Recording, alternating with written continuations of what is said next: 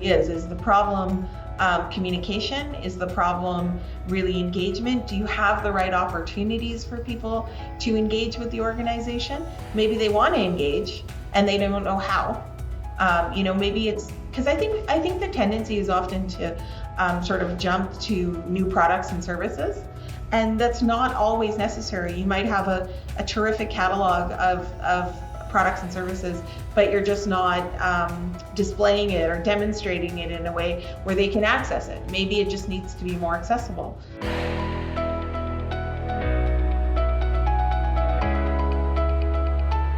Hi, welcome to the Gripe podcast.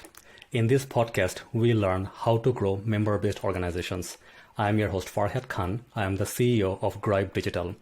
If you want to grow the membership of your professional association, please take a look at the workshops on our website at gripe.ca/workshops. That is grype.ca/workshops.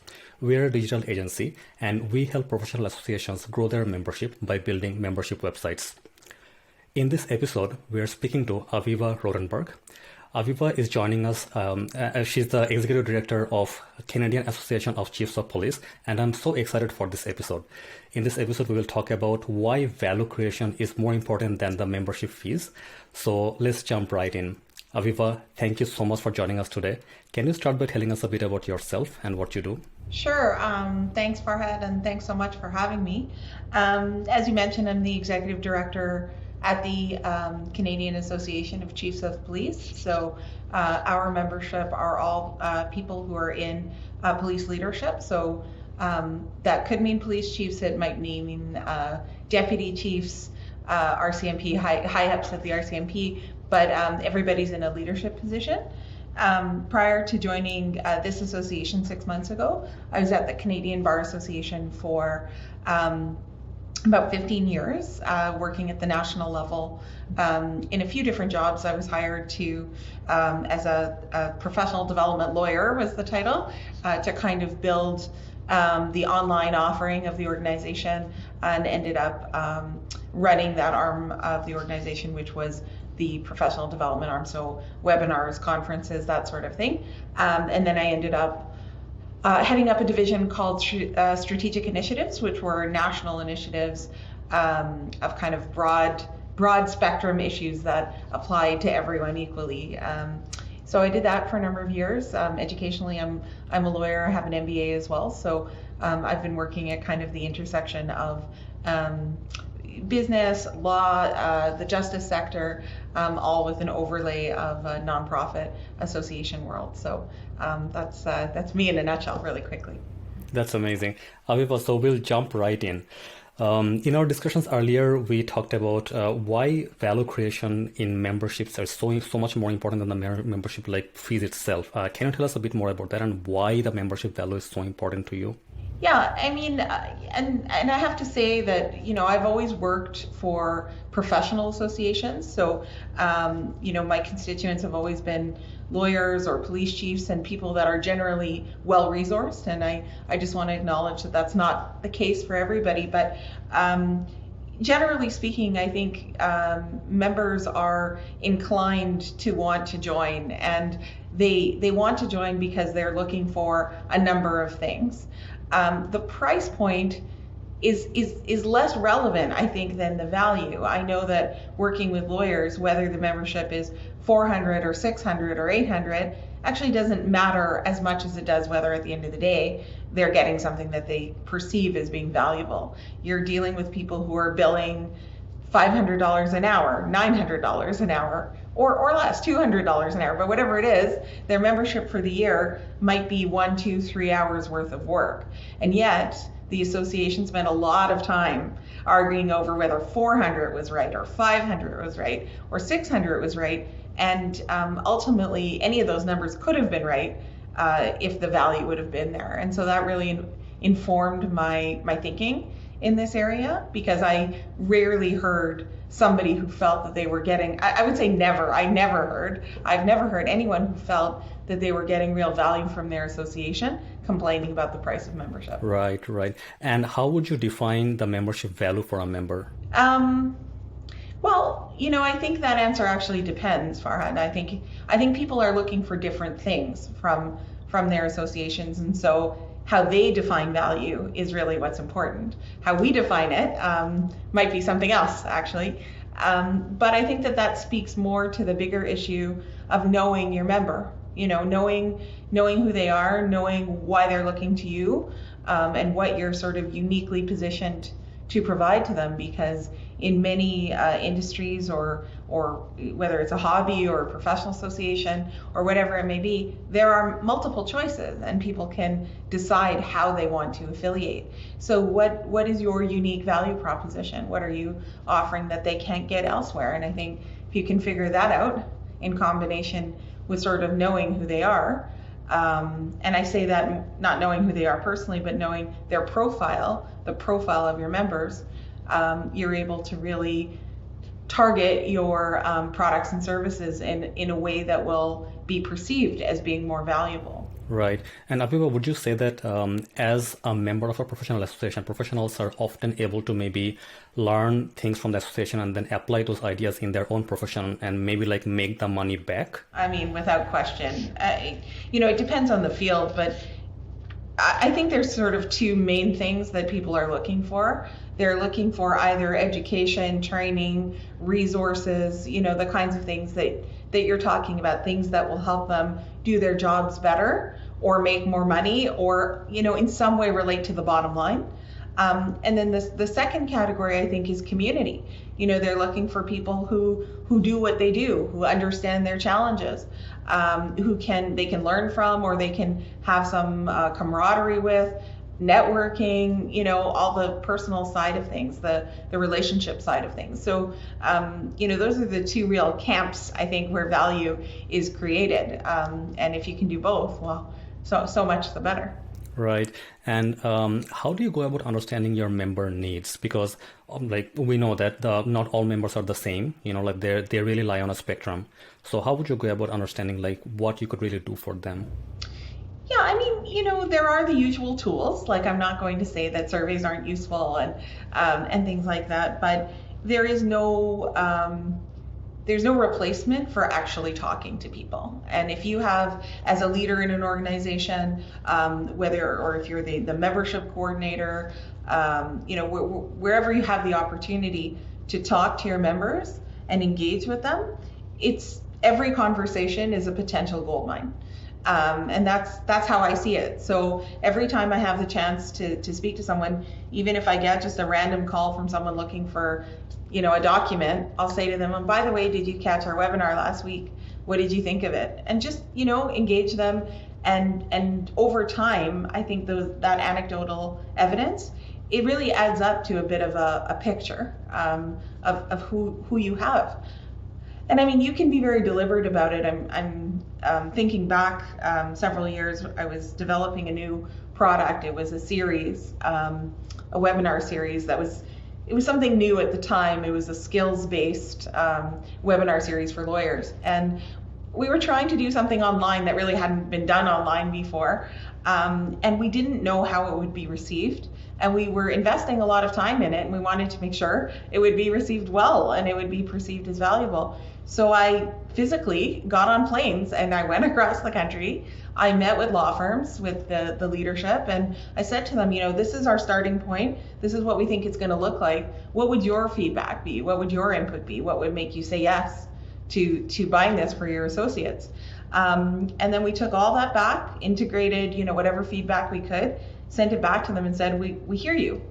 We hear that this is what you're looking for, and we want you to know that your feedback directly helped tailor this product, and so we hope you'll buy it. And they did. So asking people what they think is incredibly valuable, even when you can't ask everybody. Right. So I guess we talked about maybe a number of different ways of collecting input from the members. It can be surveys, it can be maybe focus groups. Do you have any particular tools that you like over the others? I think it depends on what you're trying to get to, what you're trying to get to. I like focus groups. online focus groups can work quite well. I mean, in COVID now, everything is different. There's no getting on planes and going across the country and talking to people, but online focus groups can be very effective. I've certainly done my share of those. They need to be well moderated, of course, with a good platform, because technical issues drive people crazy. Yeah, focus groups, one-on-one interviews where you can are very effective as well. You're probably getting the picture that I prefer the more personal kinds of techniques, but I do believe that there's a place for surveys and collecting kind of data in a broader way. I just tend to see the results of that to be more directional than they are, specific. Right. Makes sense. Alrighty. Now, something else you touched on as well is that how can you offer services and benefits that are different from like what members can get from elsewhere? So do you have any approach to actually like creating services like that? Well, I think you first have to have a really good understanding of what everybody else is offering. So doing your homework, I think, is critical, and doing that environmental scan to find out what's available in the market is really important. And I think a really thoughtful consideration of your strengths is really important. So definitely put the ego aside, your sort of corporate ego, and think about, what are we really good at, and figure out how you can, make the bridge between what it is that your organization is good at and has the capacity to deliver on, as against, those needs that you've identified from getting to know your member, and against the framework of what else exists. And if you're able to if you imagine it as sort of a Venn diagram of, overlapping circles, what is that sweet spot? And if you're able to identify that and develop some programming or products or services that kind of meet each of those boxes, to mix the metaphors, I think you'd probably be onto something. Aviva, I think this is so powerful, the Venn diagram you're talking about. Do you mind saying that one more time for our audience? Yeah, I'll try and say it again. So thinking about what the organization is good at, and has the capacity to deliver on. That's one set of considerations. The environmental landscape, so what does the market already have in it? And what you've come to understand from your member, what they need. So if you're able to layer those together and identify kind of that sub-market, and program to that, I think there's value there. That's amazing. And I guess like as a business, so we should start associations, like run associations like a business as well. Like even if it's like not for profit, you're delivering like value to your members, and all businesses do exactly that. They do like a competitive analysis to see like where they stand. They see what their customers need, and they see where their strengths are. So I think this is very powerful already. So Aviva, once you have done this, you have this Venn diagram, you have this common area in the middle. What would be the next step? Well, this might be sort of not answering your question exactly, but I'll just acknowledge for a second that for associations, I think one of the biggest challenges is resources, and it's usually people over money. Association professionals tend to take on a lot of work. They usually really believe in whatever the mission of the organization is, and you find yourself wearing a number of hats. And even when you have great ideas, and even if you're able to figure out the Venn diagram, can you actually deliver on it? Were you being realistic about capacity issues and budget and things like that? And we haven't even talked about getting support from the board and leadership and those kinds of issues. So I think that once you have the idea or the sub-market identified, you have to take the step that I call the reality check. You have to take a look at, is this something that is truly deliverable? And are you going to kill your people trying to deliver it? Because for me, that's never going to be an option. So you have to look at the very real factors that are involved in executing on the idea. Do you have the people? Do you have the money? Do you have the time? Does it take away from other important initiatives? Is it consistent with your mandate? Because there's a lot of really good ideas out there. It doesn't mean that you can do it, even if it meets all that other criteria. So I think the next step is the reality check. And I think if you pass the reality check, what I tend to do is I do a bit of a project plan. So I look at things like, what is the timeline for something like this? What's required to make it happen, both in people and money? What I look at it against our strategic plan. How does it tie to our strategic plan and the core values and mission of the organization? And I put together a bit of a plan, usually using the giant whiteboard that you can't see that's on the side of my wall here. And I start to build engagement. If I haven't already done that through the process, I start, thinking about who do I need on this? What allies do I need? What partners do I need? And I try and infect them with enthusiasm about the idea that I'm probably already super excited about. Right. So in that reality check, would you actually talk to more members as well to see whether they really have a need for this? Or for example, what I'm thinking is that in the business world, what we do is we maybe create a small prototype of a service, and then try it on a few customers, see if it works. If it does, then we expand it. Would you do something like that? Well, I think we don't usually have the luxury of prototyping in the association world, but this is where I think focus groups come in really handy, is to test the idea. So, for example, if I'm after a particular demographic and I have an idea and I've kind of gone through all the steps, but I've only engaged with a few people from that demographic, and I feel like I need to test it with a national group or with a bilingual group or whatever the thing may be. It's a great way to test that idea by pulling together a representative focus group and just walking them through it and seeing how they react to it and inviting their really honest feedback. What I find is a representative focus group really is representative. So if you show it to 10 people and 9 of them think it's a fantastic idea, it's very unlikely that when you roll that out to market, no one's going to like it. Right. I think that's great. And when you do have a benefit or a service like that, how would you promote it to your members? And that was a question from the audience as well, so I'm just going to ask it anyways. Yeah. About promoting initiatives. Yeah. Well, I think one of the most valuable things that any association has is its membership list. So usually that involves being able to access your members quite easily. Everyone does e-blasts, and there's some social media and things like that. I think what can be very effective beyond those kind of traditional means are creating what I call champions. So these might be some of the people you consulted with in the original design, or they might be your board of directors, or they might be a subcommittee of some sort. But getting them enthusiastic about whatever it is and having them reach out to their networks within the organization can be so effective to bolster your message. So we know that there's a lot of email fatigue. We know it can be quite hard to cut through the noise of all the communications that people are getting. We know that websites are kind of passive, and even though we try and drive everyone there, we all face the same challenges, whether it's a big sophisticated organization or a small one. I think we have a lot of common challenges, but I think when somebody hears from a peer in their network, somebody else from the community who says, I do what you do and this is really helping me out, or this is a great way forward, a great way to build your contacts, or whatever the thing may be, it carries so much weight. And I think that investing in creating a small stable of these champions has huge returns if they're willing to take on that role of evangelizing your program.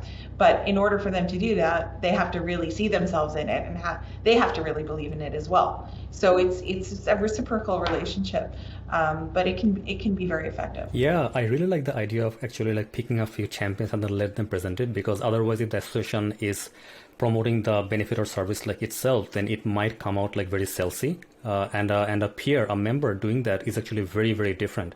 So do you have any channels or any particular ways that you prefer the champions to actually present these initiatives? It really, honestly, it can be anything from them sending a WhatsApp message to their contacts, to something more formal like presenting at the board or presenting at a conference. So at my association, we do a number of national conferences around the country, and it's a great it's a great place to talk to them about other things that we're doing because we already have, an audience there. So involving the champions in some of those kinds of events, they see that as an opportunity as well. One thing that we've done is in our organization, we have sort of some up and coming police chiefs. So people that are not quite at that level, but are working towards it and are close.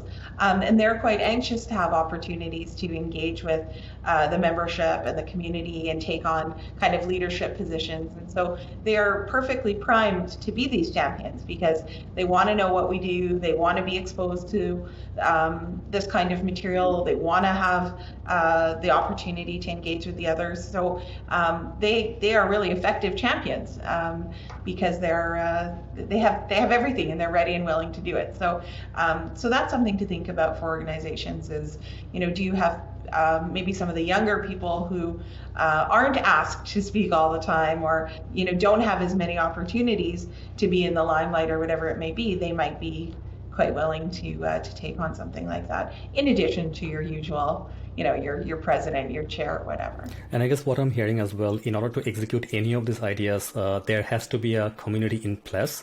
So if there is no online community, maybe it's time for associations to maybe have one to begin with. It can be on a social media platform or maybe on their website. But many associations don't even want that, right? So in that case, if we can probably have an ongoing series of events where members can come in and maybe communicate with each other, that may be another way. Do you have any particular way that you build your community? It's, this community that I'm working with right now is such a specific, narrow community. They all know each other. It's a little bit different. Right. But I think in terms of building community, I think the natural inclination of people is to look for others who can share their concerns or share their successes.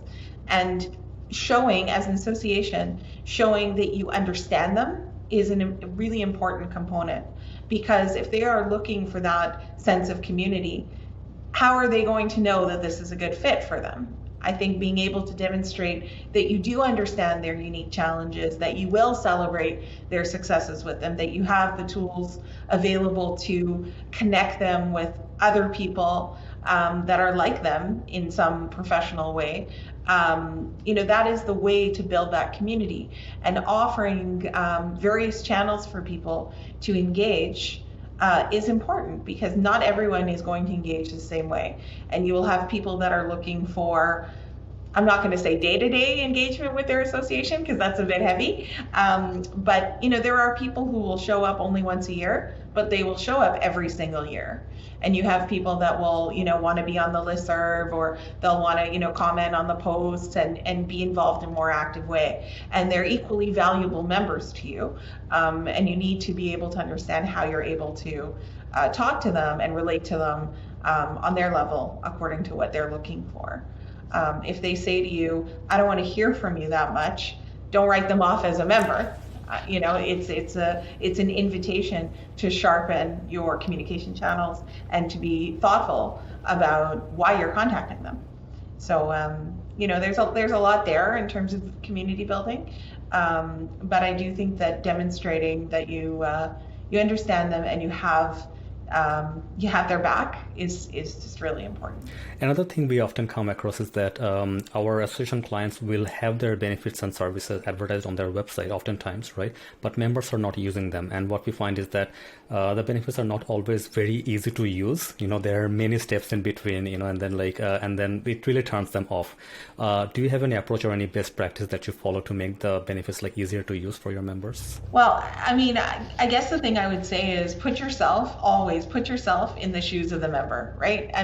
If you have to dig through 5 layers of a website to come up with a code to enter into the budget car rental website to maybe get a discount, why would you do that when you could just go to Expedia or Costco or whatever? You know what I mean? I think if you put yourself in their shoes and ask yourself, is this actually a benefit, or are we just calling it a benefit? It can make all the difference. You are there for the member, And if you're making things too difficult for them, they will 100% disengage. So simplify wherever possible, I think. And I think, again, listen to them if they're telling you that, I don't mind how lengthy the message is, but I only want to hear from you once a week. You need to pay attention, you know? And I've seen many organizations that don't follow the advice. They just think it's a rogue comment here or there. But remember that for every person that takes the time to write to you and offer that feedback, there are dozens, hundreds more, depending on your scale, who feel the same way. So take that feedback very seriously. Simplify and consider, is it actually a benefit for the person who has to engage with it? Right. Aviva, would you have an example where you maybe worked on any benefit or any initiative which was very easy to use for your audience? Yeah, I have one. I wish it would have been just a little bit easier, but there are challenges. So I was working on an initiative. I was overseeing truth and reconciliation work for the Bar Association, and one of the things we were working on was training, cultural competency, cultural awareness training that we wanted the legal profession to engage with. And it was being offered in different ways in different spaces and places, but we were looking for something that busy lawyers could really quickly and easily access and accomplish from their desks. And so I really did a cross-country search and spent a lot of time looking for a provider. We considered developing ourselves and spent a lot of upfront time doing the research, and ultimately would only work with a company that could tick all the boxes. So it had to be bilingual, it had to be available online, it had to be under a certain amount of hours, it had to be something that only had a maximum of a 2-step process. And we were able to find it. And it was funny because it turned out to be in our backyard. It was another Ottawa-based company, but it was one of the last ones that we found.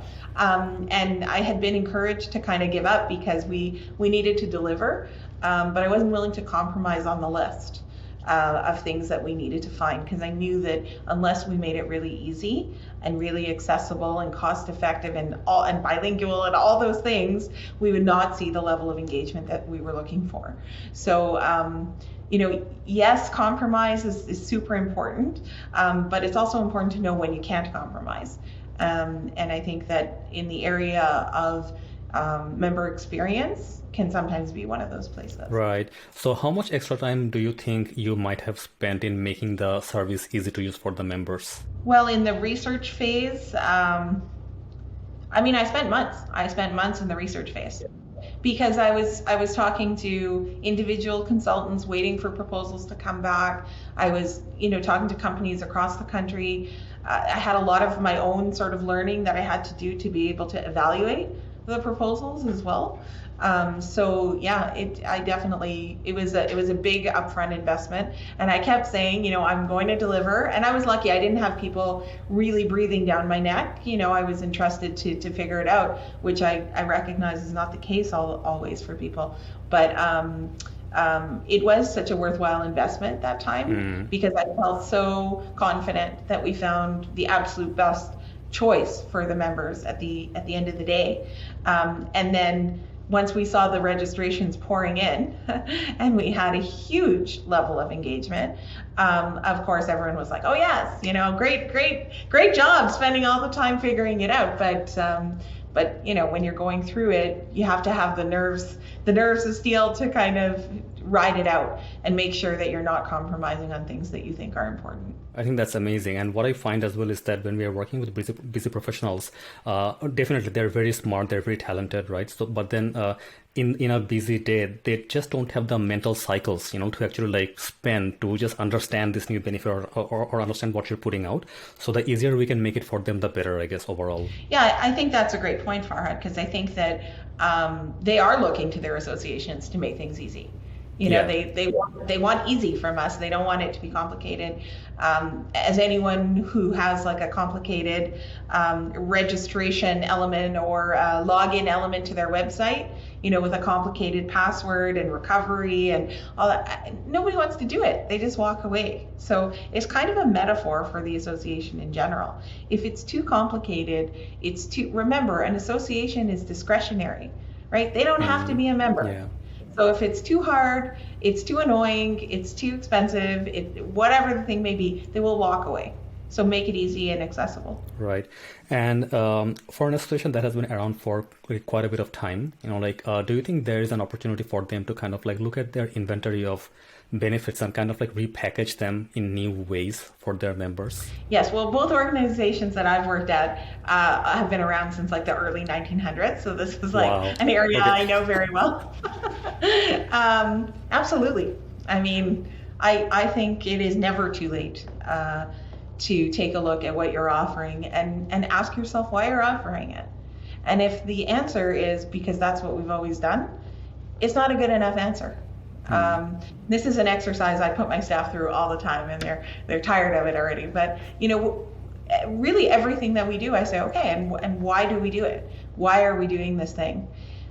And if they say, well, I'm really not sure, it's just that's how we've done it, I say, well, we're going to examine this. We're going to see, is this really the best way we could be doing it? And oftentimes it's not, because we tend to fall into patterns of things that, might have been the best idea at a time, but innovation happens, and our members' needs happen, our members' interests change, and, there are better solutions out there.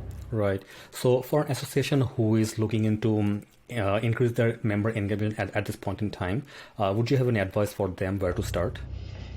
Yeah, I mean, this is the $1 million question, right? I think there's different strategies that you can take.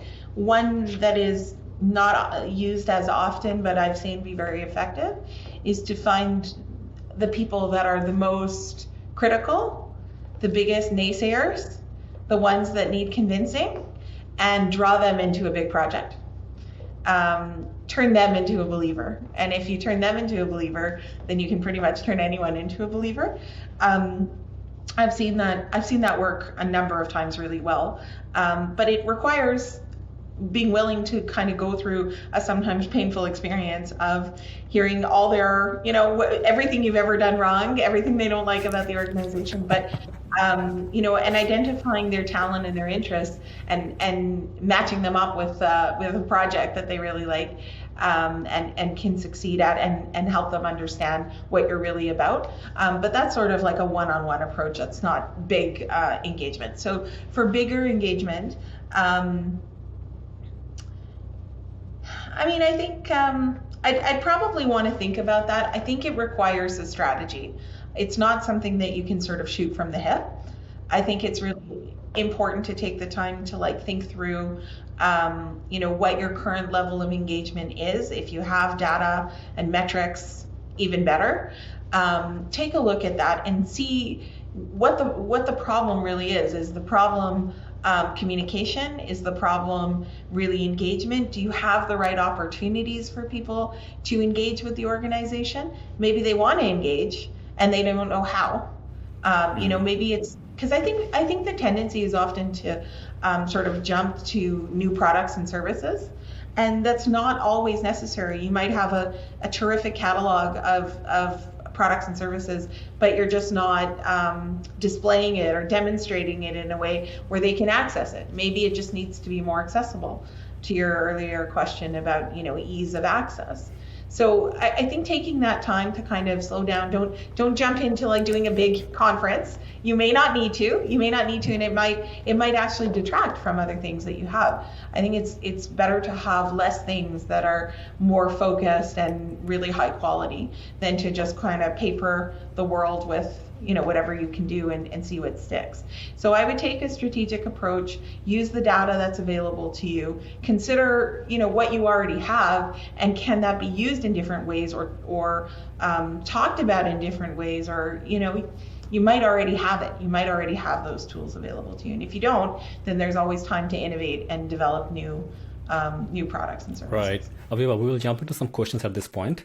And the first question is from one of our team members. It's from Ronia. And Ronia is asking, what are some things that associations often do that devalue their membership that they're not aware of?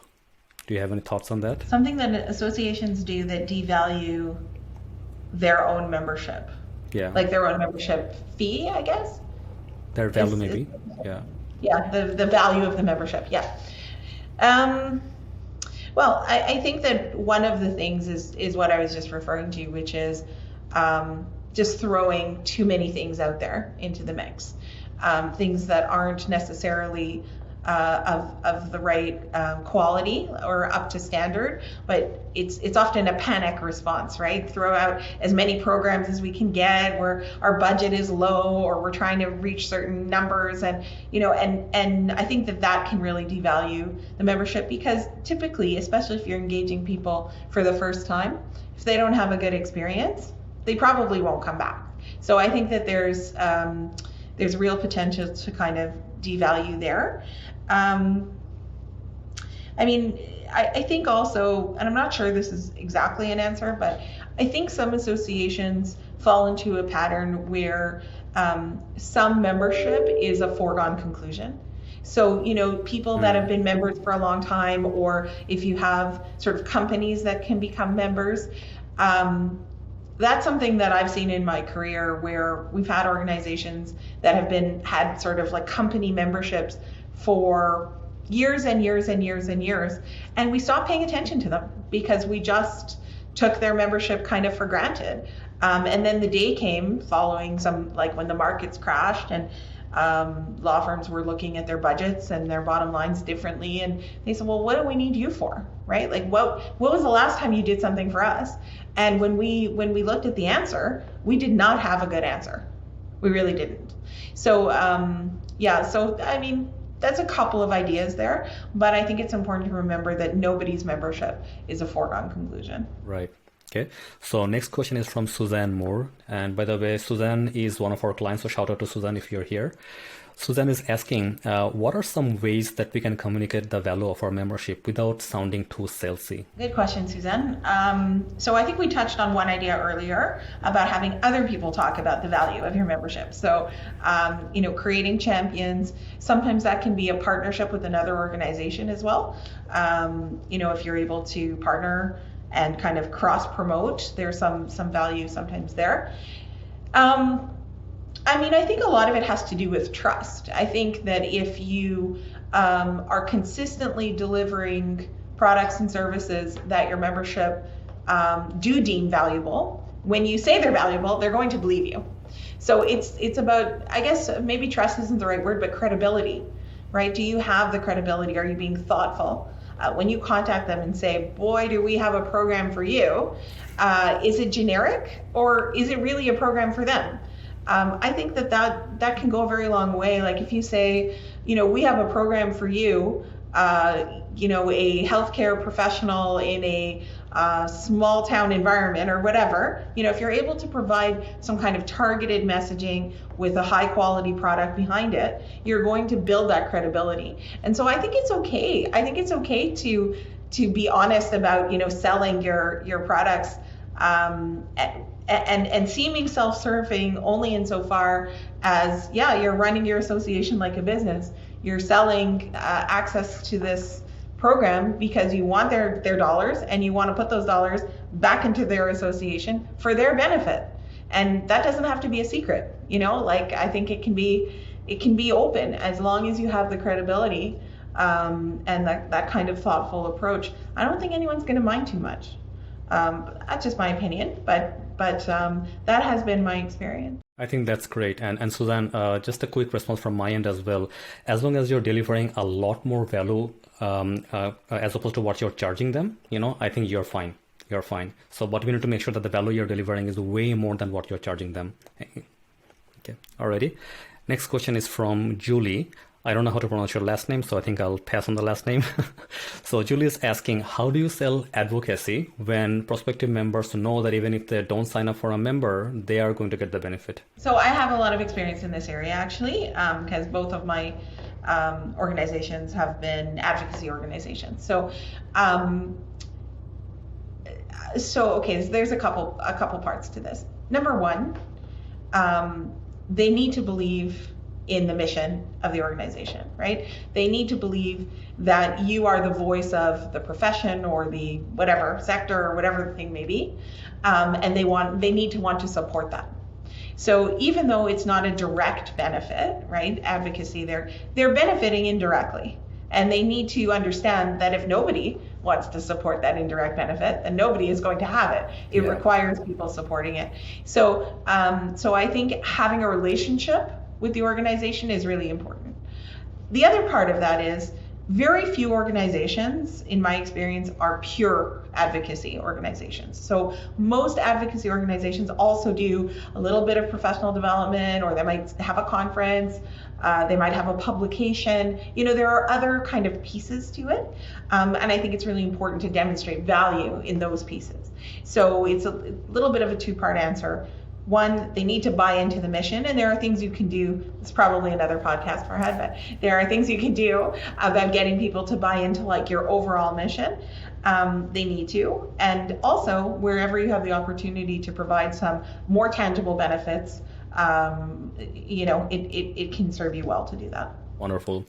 So next question is from Mark Stevenson. Mark is asking, in the eyes of membership, how do we make the appropriate connection between the cost of membership and the value of the membership? We often find our members want a lot of add-ons without the increase in fees. They do. Mark is right. They do. So I think that there's like the more subtle ways you can do it and the more explicit ways.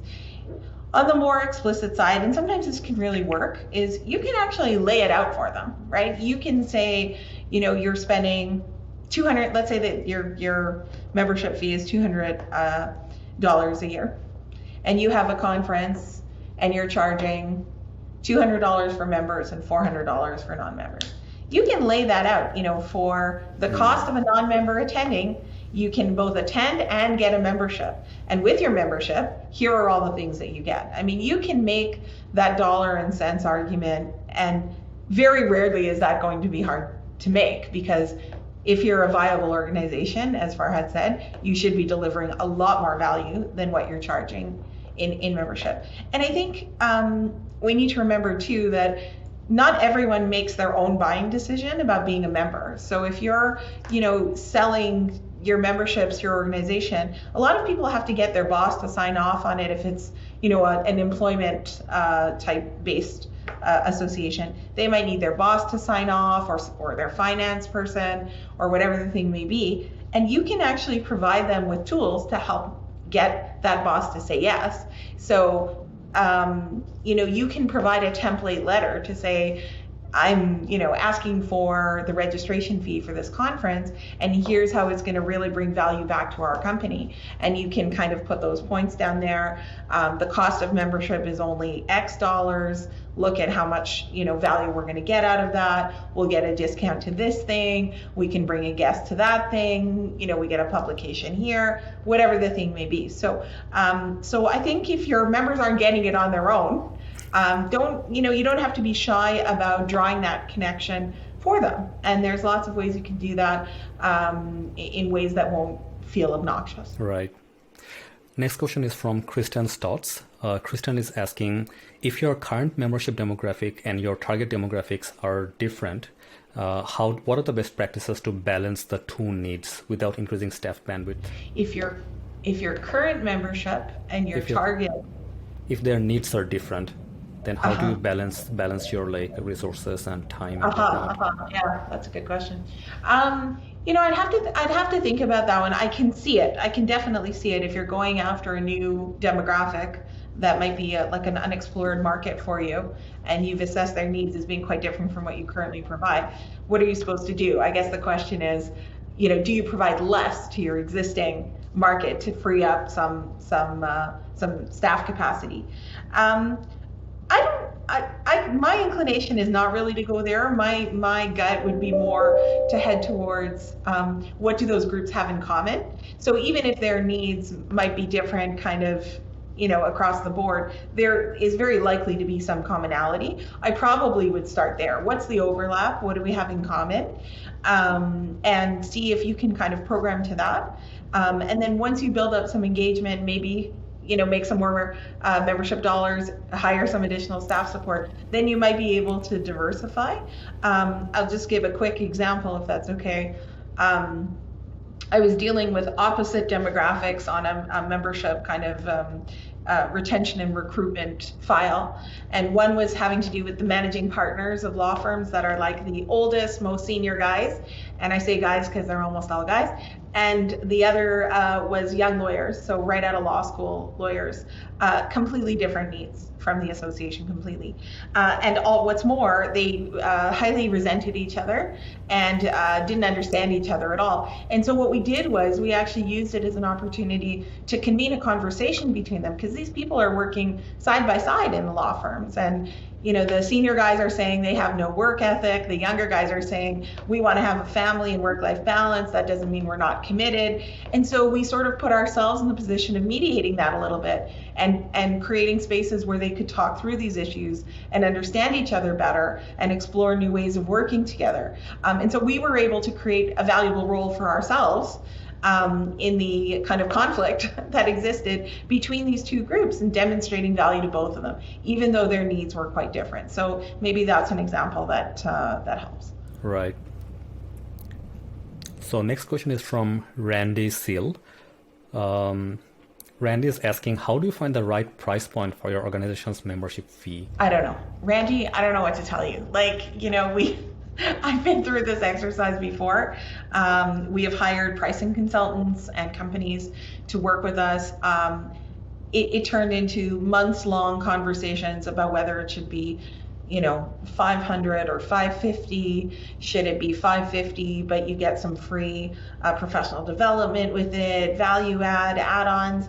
I don't know that any of it makes so much difference. I mean, I was always in the camp of pick a number, whatever it is. If it's 400 or 500, it's not going to make the difference at the end of the day. The difference is always going to be the value.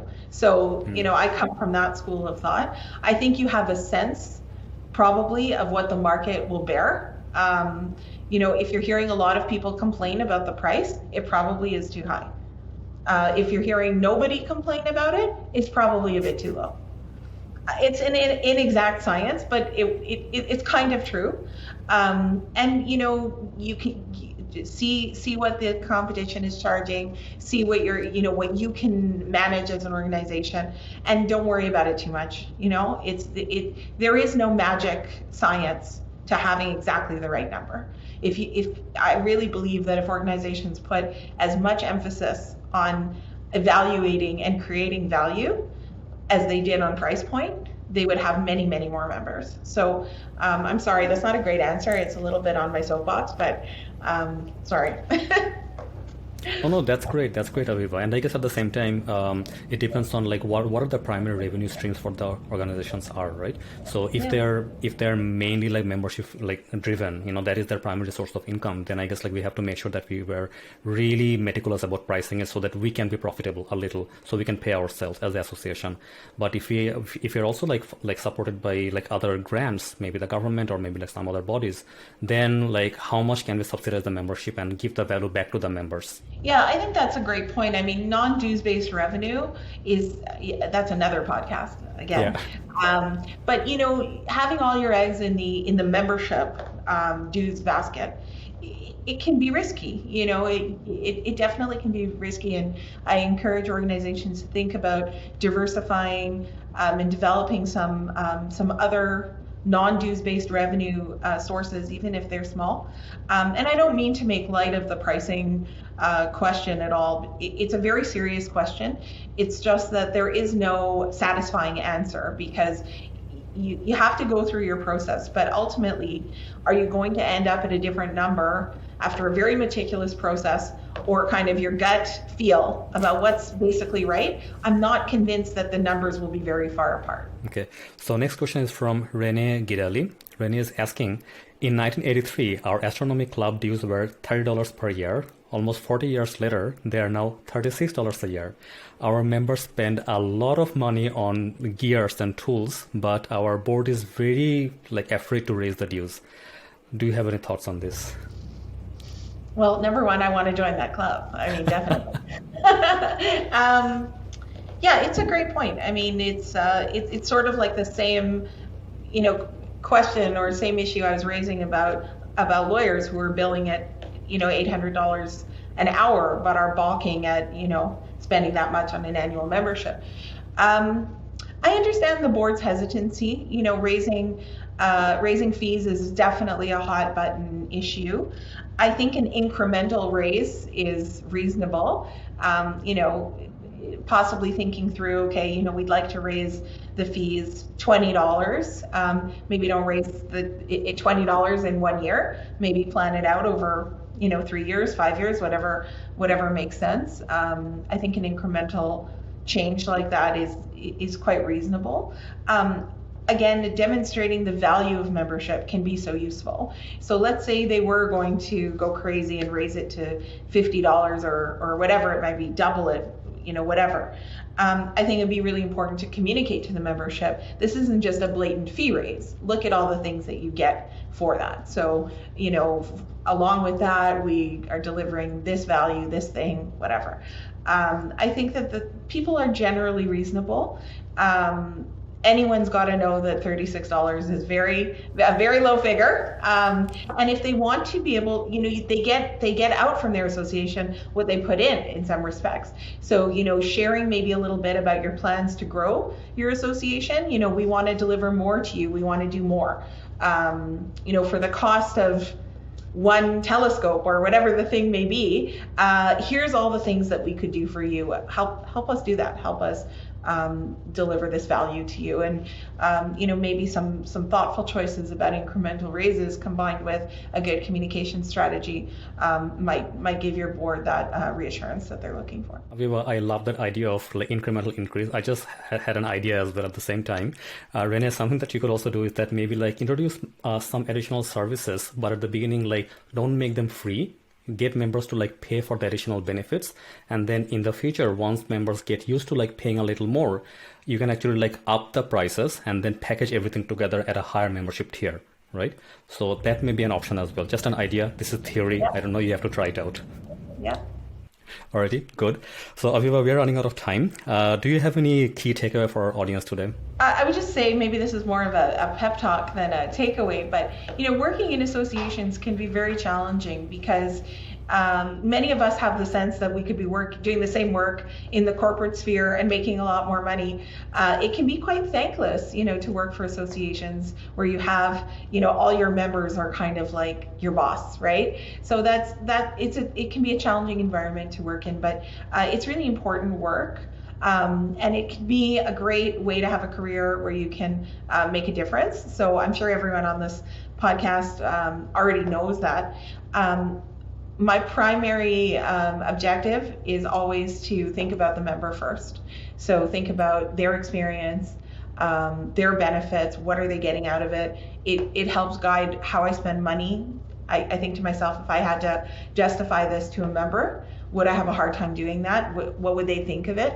It's sort of like a great guiding principle. And I think if you always bring it back to the member, you can't really go wrong. So that's sort of my touchstone, and maybe that's helpful to some other people. That's amazing. Aviva, one last question for you. Can you share a personal habit that has contributed the most to your success? I'm a workaholic. No, no, don't take that. That's not my real answer.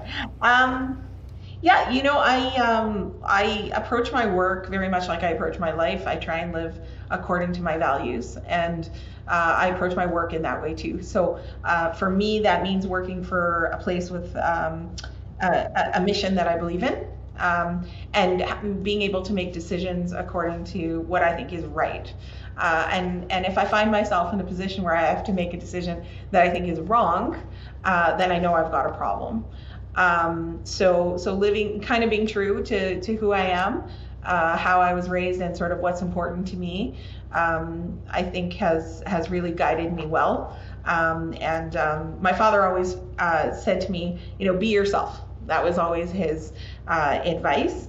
And any times where I have been unsure of what to do, I've relied on that, and it's steered me well. So yeah, maybe those two things. Wonderful.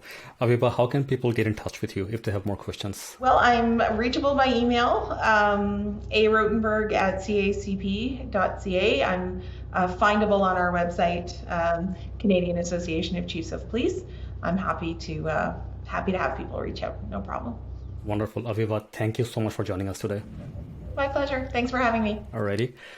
that was the episode with Aviva. There were so many golden nuggets in there. I learned so much. I really hope you are taking notes. And if not, you can rewind this episode and then take notes while you listen to it. Once again, I am Farhad Khan. And if you want to grow the membership of your professional association, please take a look at the workshops on our website at gripe.ca/workshops. And we have a lot of other learning events as well. We have this podcast. We have webinars that are running every single month. And if you have any questions, if you want to grow your association, please reach out to us. Alrighty, that's it for today. Bye for now.